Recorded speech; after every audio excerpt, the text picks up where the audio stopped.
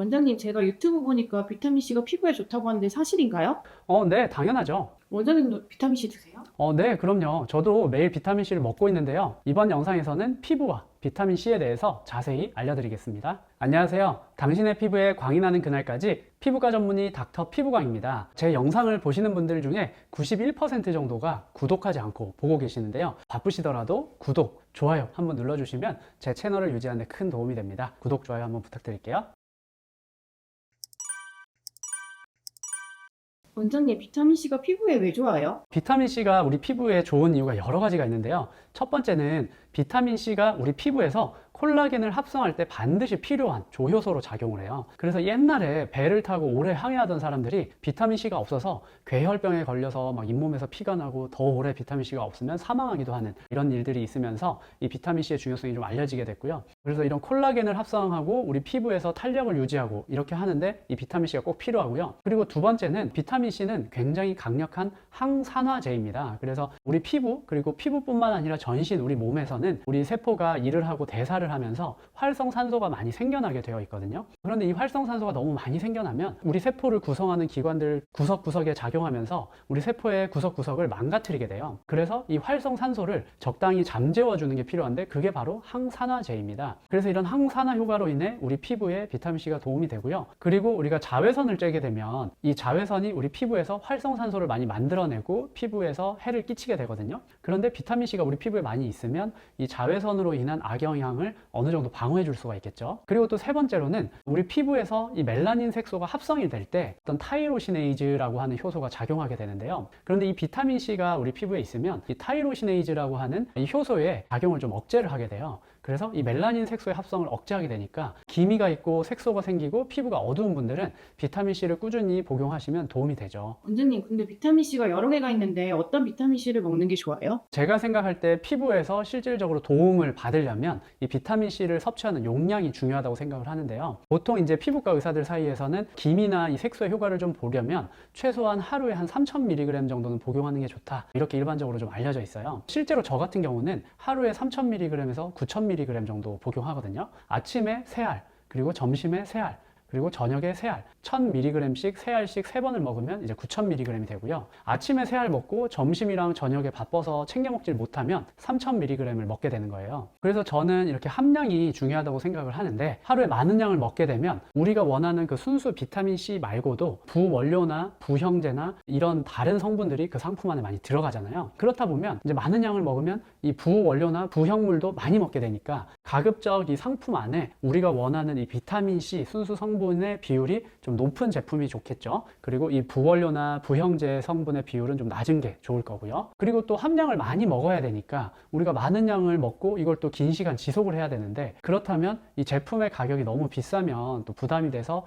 장기간 챙겨 먹기 어렵겠죠. 그래서 저는 가성비도 제품에서 좀 중요한 점이라고 생각을 합니다. 원장님, 리포존 비타민C가 가격은 좀 높은데 흡수율이 좋다고 하는데 원장님 생각은 어떠세요? 저는 개인적으로는 리포존 비타민C를 그렇게 추천하진 않습니다. 그 이유는 뭐 여러 가지가 있지만 크게 3가지로 말씀드릴 수 있는데, 첫 번째는 아까 말씀드린 것처럼 함량, 성분의 양이 중요한데 리포존 비타민C는 비타민C를 이 리포점이라는 것들로 싸서 이제 위장관을 지나갈 때 성분이 파괴가 안 되고 또 흡수가 잘 되도록 그렇게 설계를 한 건데요. 근데 이 리포점을 넣다 보니까 아무래도 이 비타민C의 함량은 줄어들고 부원료나 부형제 성분이 증가하게 되잖아요. 그래서 한 알 속에 들어있는 비타민C의 용량이 보통은 500mg 정도밖에 안 돼요. 그러니까 리포조말이 아니면 1000mg 정도로 만들 수가 있는데 리포조말으로 하면 이 비타민C 자체 용량이 줄어드는 거죠. 그렇게 하면 이 리포조말 비타민C라는 게 장점이 흡수율을 올리는 거라고 했잖아요. 그런데 만약에 원래 비타민C보다 흡수율이 2배 이상 차이가 나야만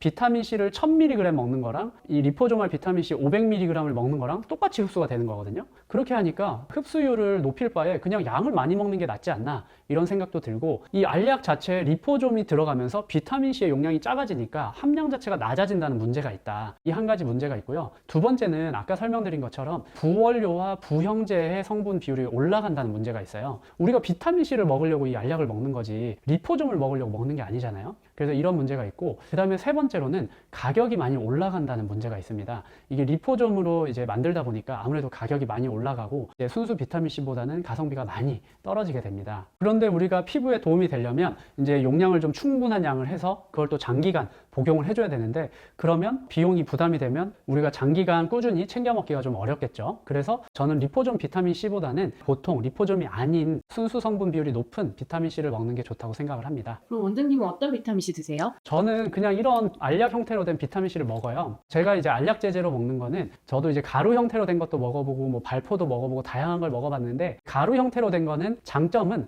순수 비타민 C 비율을 매우 높일 수 있다는 장점이 있는데 근데 이게 좀 너무 시더라고요. 너무 시고 쓰고 이제 마시다가 조금 사례가 들리면 이게 너무 고통스럽더라고요. 그래서 편하게 먹기가 좀 불편해서 저는 가루형을 안 먹고 있고요. 그리고 발포형은 이제 아까 말씀드린 것처럼 이제 함량을 많이 먹는 게 중요하다고 저는 생각을 하는데 발포형을 이제 함량을 높이기가 좀 어려워요. 이거를 보통 한 500mg 정도 된 거를 물에 녹여서 이제 마시게 되는데 그렇게 되면 제가 먹는 이제 3000에서 9000 정도를 먹으려고 하면 이걸 뭐 하루에 6알에서 뭐 18알까지 이렇게 많이 먹어야 되니까 너무 이제 많은 알을 먹게 되고 그리고 물도 너무 많이 마시게 되고 또 비용도 꽤 올라가게 되더라고요. 그래서 이제 발포형 말고 정제인 알약 형태로 된 비타민 C를 먹고 있어요. 완전 저는 비타민 C 알약 자체가 크기가 너무 커서 넘기기가 힘든데 이럴 땐 어떻게 해야 돼요?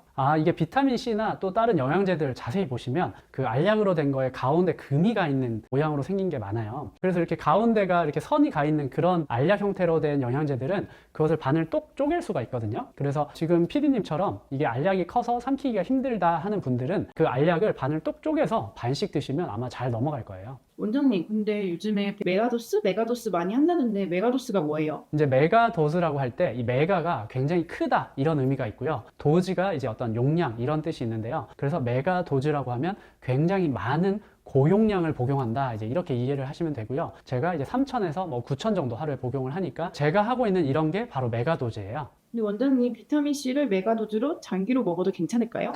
그럼요. 괜찮죠. 이 비타민C 메가도즈를 하는 게 조금 위험한 분들도 당연히 있습니다. 어떤 분들이냐면 신장이나 요로에 결석이 생기는 분들이 있어요. 이런 분들은 비타민C를 고용량으로 섭취하게 되면 결석의 위험이 증가할 수 있거든요. 그래서 이런 분들은 절대 메가도즈를 하시면 안 됩니다. 그리고 또 이 메가도즈를 하는 게 좀 조심스러운 분들은 이 비타민C가 우리 몸에서 철의 흡수를 도와주거든요. 그런데 혈색소증이라는 질환이 있는 분들은 철의 흡수가 증가가 되면 안 좋아요. 그래서 이런 분들도 메가도즈를 하시면 안 됩니다. 그리고 다음으로는 임산부 같은 경우도 메가도즈는 안 하시는 게 좋은데 메가도즈를 했을 때 그것이 이제 태아한테 미치는 영향, 위험성, 안전성 이런 것들이 정확하게 평가가 되어 있지 않기 때문에 임산부들은 메가도즈를 하지 않으시는 것을 권해드리고요. 그래서 이런 세 가지 경우 결석의 위험이 있는 분들, 또 혈색소증이 있는 분들, 그리고 임신 중인 분들 이런 경우를 제외하면 제가 생각할 때는 대부분의 분들에서 안전하게 하실 수 있다고 생각이 됩니다. 원장님, 근데 메가도즈로 비타민 C를 많이 먹으면 속 쓰리지 않나요? 제가 이제 하는 게 메가도즈잖아요. 제가 이제 이렇게 비타민C를 섭취한 지 대략 한 8년, 9년 이 정도 돼 가는데요. 처음에 비타민C 이렇게 많이 먹을 때는 좀 속이 쓰렸어요. 근데 비타민C를 먹을 때 식사 중간에 섭취를 하거나 아니면 식사를 하고 바로 직후에 섭취를 이제 하게 됐고요. 그렇게 하다 보면 이제 음식물이랑 섞이니까 속이 좀 덜 쓰리게 되고요. 그리고 지금 저 같은 경우는 사실 음식물 섭취랑 좀 간격을 두고 먹어도 속 쓰리는 증상을 거의 안 느껴요. 혹시 속쓰림이 좀 걱정되는 분들은 식사 중간에 섭취를 하시거나 식사하시고 바로 직후에 섭취하시는 것을 추천드립니다. 이번 영상에서는 비타민C가 피부에 도움이 되는지, 그리고 비타민C를 어떻게 먹는 게 좋은지, 그리고 메가도즈란 무엇이고 어떻게 하는 게 좋은지 이제 이런 것들에 대해서 말씀드렸는데요. 이런 것들로 이제 질문이 있었던 분들에게 도움이 되는 영상이 되었으면 좋겠습니다. 지금까지 당신의 피부에 광이 나는 그날까지 피부과 전문의 닥터 피부광이었습니다. 이번 영상이 도움이 되셨다면 구독, 좋아요, 알림 설정 부탁드립니다.